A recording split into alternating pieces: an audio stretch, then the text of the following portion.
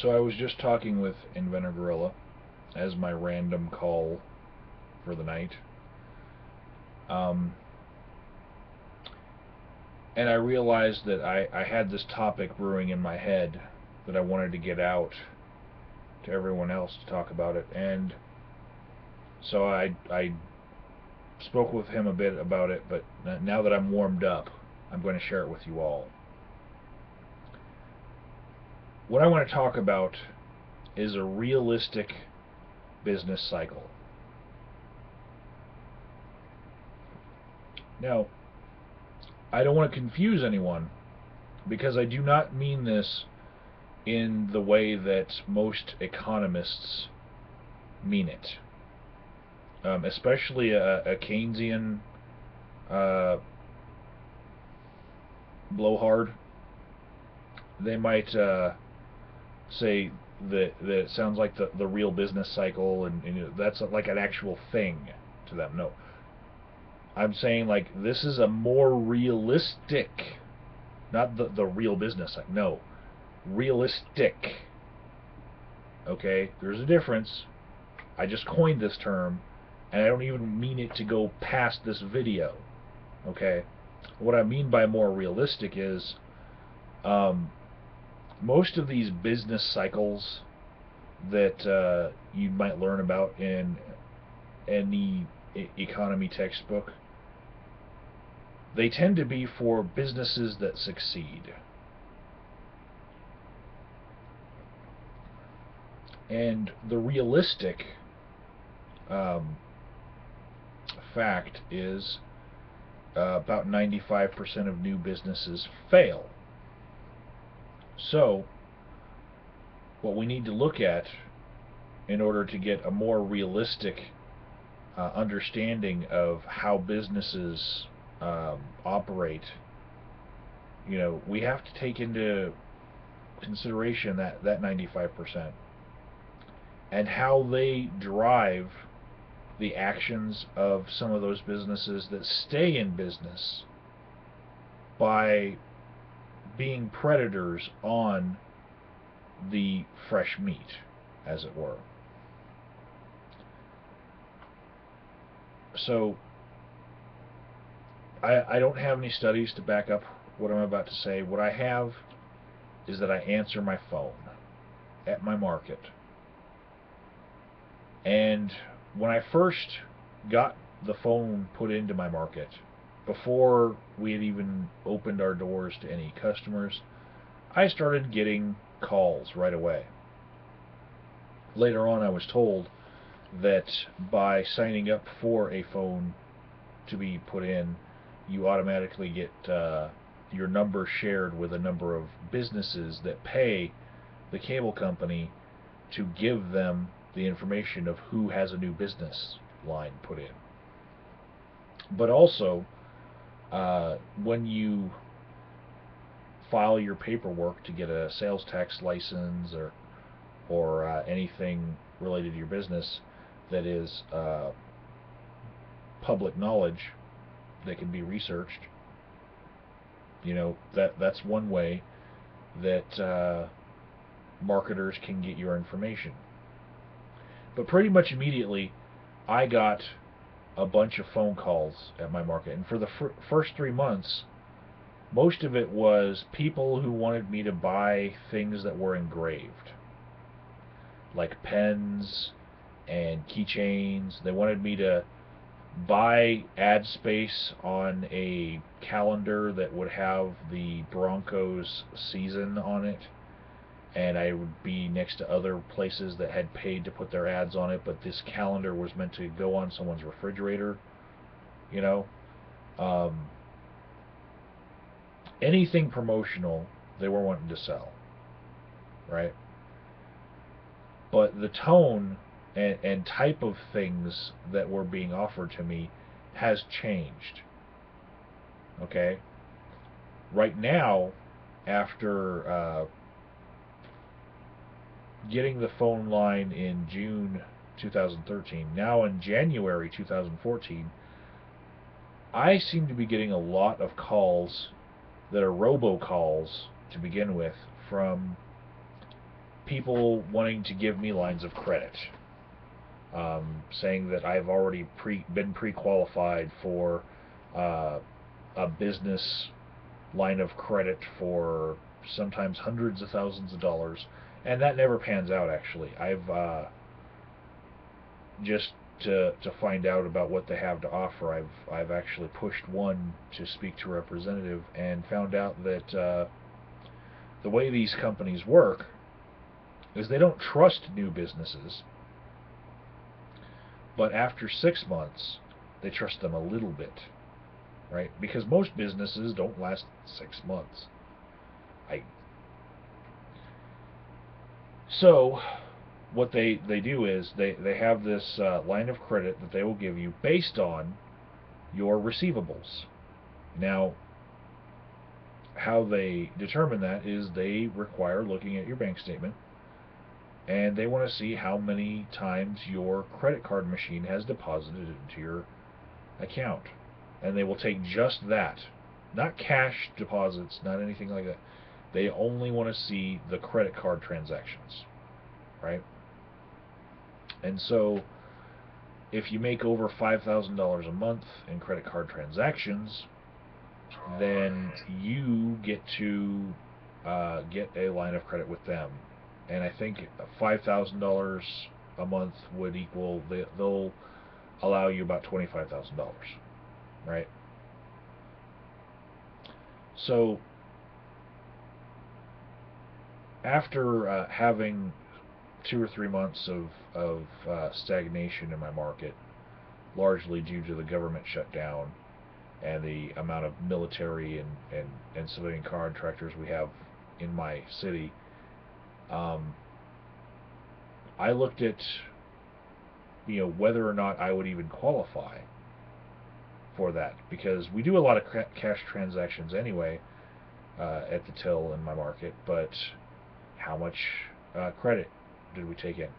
And I found out that we were just under the eligibility, right? And I got to scratching my head, and I was like, if we were eligible, then we would not even need these people. It's like they only want to lend money to people who don't need help at all. There's a catch-22 in there.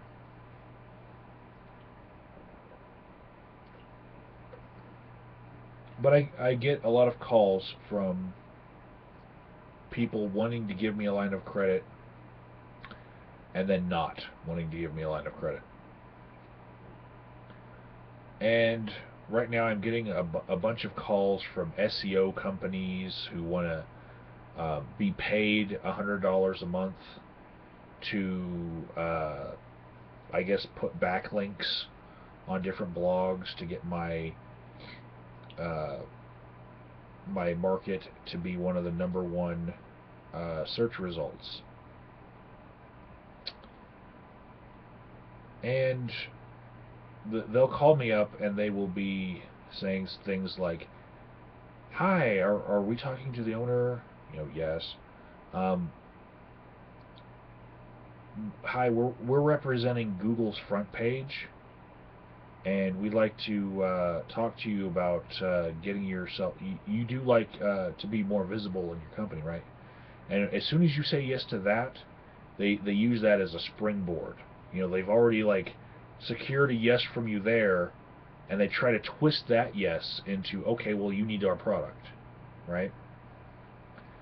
And the last one, she called and she was from that same I call it a conversation tree, because I know that they're telemarketers, and they have this tree that if they respond one way, say this to them, and basically they're just trying to manipulating people through the psychology of getting them to agree that they need your product first, trying to manipulate people into just buying the product on a whim right then and there over the phone.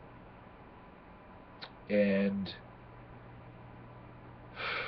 this last person that called said, how are you doing? I said, not good, because this is the fourth time you guys have called me, and I explained to the last guy that I'm not interested in buying any services from you, and that if I need them, I will be dealing directly with Google, and I don't like that you guys represent yourselves as Google when you are not. And then she tried to defend herself. Oh, we're not representing ourselves as Google. We're actually blah blah blah blah blah. But that's not what she said when she did her opening line. Hi, we're representing Google's front page. So, and I imagine that catches a lot of people. They think that they're dealing directly with Google, and they're giving Google money, and they're going to get more hits because they just gave Google money. But that's part of the cycle that I'm describing here.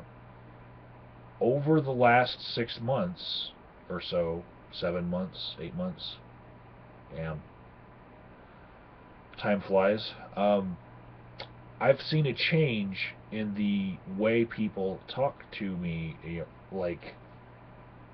and I've also seen a change in the products that they're offering. And just this week, this is not a telemarketing story. This is actually a different kind of marketing story. Just this week, there's a boutique opening up in my market, and this organization wants to have a grand opening for it. So they wanted to look at what kind of press could they get for their grand opening, And I told them about a guy that I know that runs a website, and because I'm talking negatively about it, I'm not going to give his name.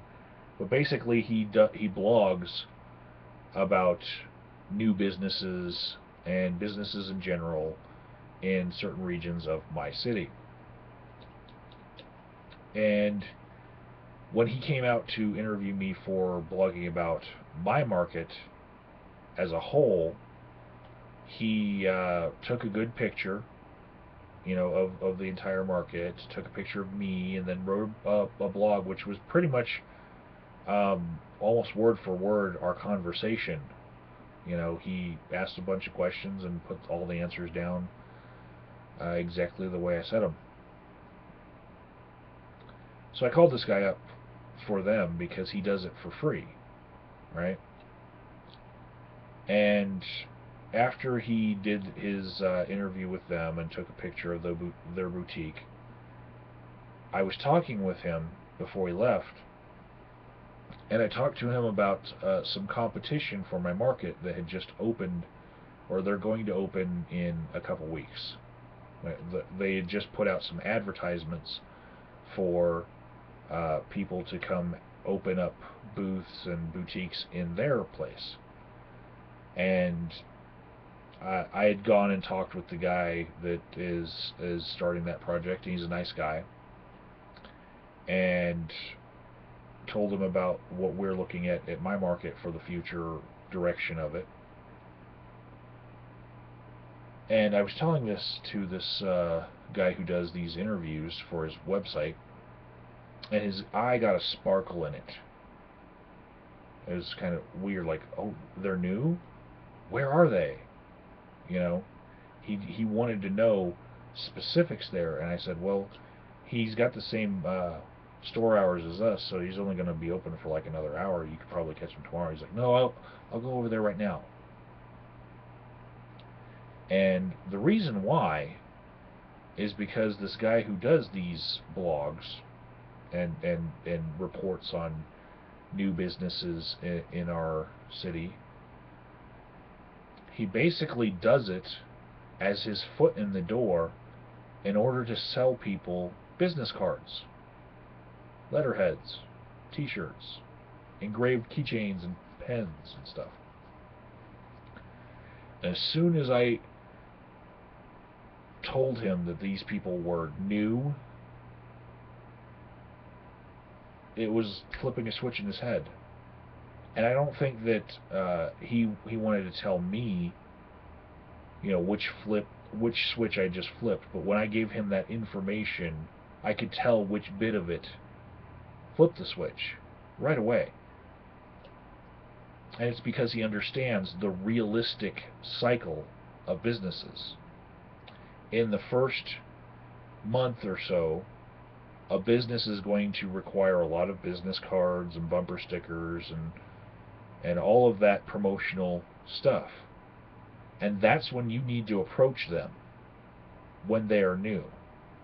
After that first 3 months that business is there, they're pretty much settled as far as who they work with in order to get that promotional stuff, right? And then there's another part of that realistic business cycle where they've run out of capital. So a different sort of person starts targeting advertising to that business around then. And then after about a year, I imagine everyone doesn't even bother marketing to them as far as looking for businesses that are, over a year, because you probably call a lot of the phone numbers and find that they've been disconnected. So I believe this is probably affecting a lot of the businesses that service other businesses, in that they project that, yeah, these people, it doesn't matter how good we make these business cards or bumper stickers, they're going out of business most likely. 95% of them do. So what we need to do is get in there, be first to get to their door with a pitch, get them to buy our stuff while they still have capital, while they're still open, and work to find leads, to find who's new. Because people, they come into money, they think that opening a business will be easy, and when somebody's starting a business, that means they have the capital to start it. And they might be that fool that is easy to part from his money. But after the first year of having every person under the sun trying to sell them something, they probably are not going to be as responsive to your sales pitch. I'm becoming pretty numb to sales pitches myself right now.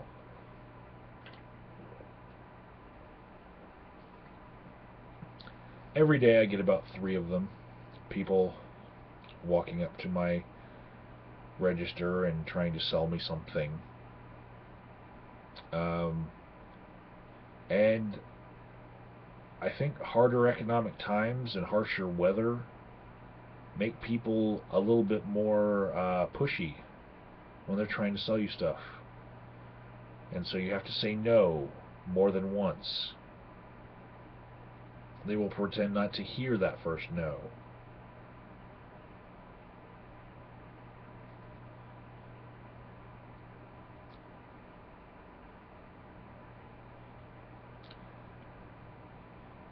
Anybody that calls me who isn't looking for something that they saw online and looking to make sure that something is still in the store, anybody that calls me, I immediately I'm on guard as to what is it that they are trying to sell me. And I think just American advertising culture as a whole has destroyed part of the soul of every business person. The heart that we would have for listening to people's business pitches, it becomes numb.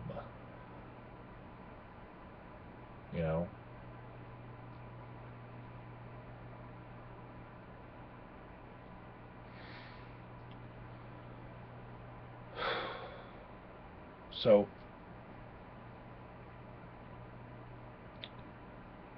here's to not having anyone send me any emails or call me or set up stuff right in front of me in front of my register in order to sell me something for at least, let's say, the first hour that I'm at work tomorrow. Give me that much. You know? Just that much I would appreciate. Let me get a Mountain Dew in my system before I have to listen to a sales pitch.